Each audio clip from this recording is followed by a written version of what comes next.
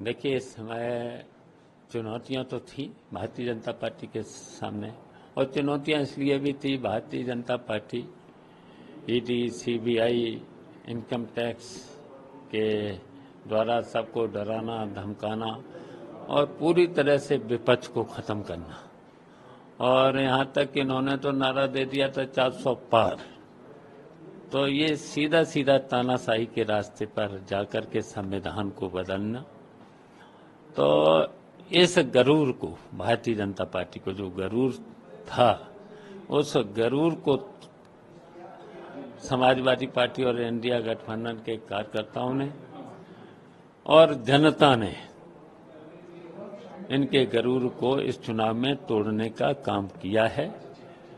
और समाजवादी पार्टी को 37 लोकसभा सदस्य जिताने का जो काम किया है, ऐतिहासिक जीत जो हुई है, इसके लिए उत्तर प्रदेश की जनता पूरी तरह से खुश है। और खासकर समाजवादी पार्टी के, इंडिया गठबंधन के लोग और जनता पूरी तरह से भारतीय जनता पार्टी के हारने से खुश है।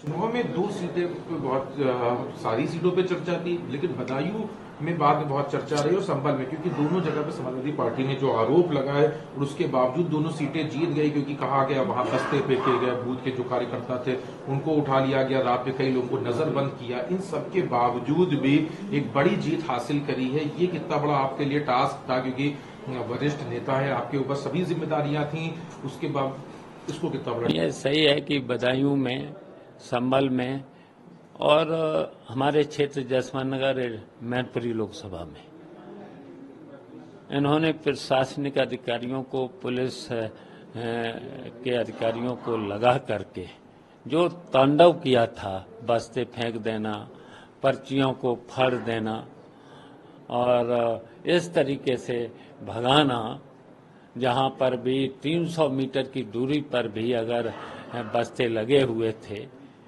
तो वहां पर भी तांडव मचा करके, लाठीचार्ज करके भगा देना। उसके बावजूद भी जनता ने और समाजवादी पार्टी के कार्यकर्ताओं ने लाठी सहन करके भी वोट डालने का काम किया है। तो ये फिर मुकाबला किया है और मुकाबला करके समाजवादी पार्टी और इंडिया गठबंधन को जिताने का काम किया।